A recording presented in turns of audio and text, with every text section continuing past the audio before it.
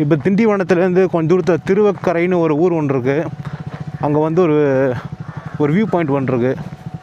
Bro இது எதை போகிற?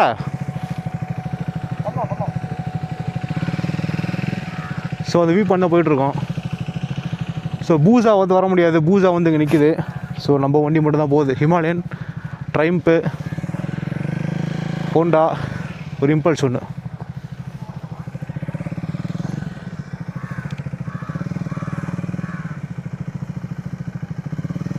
இப்படி வந்தீங்களா?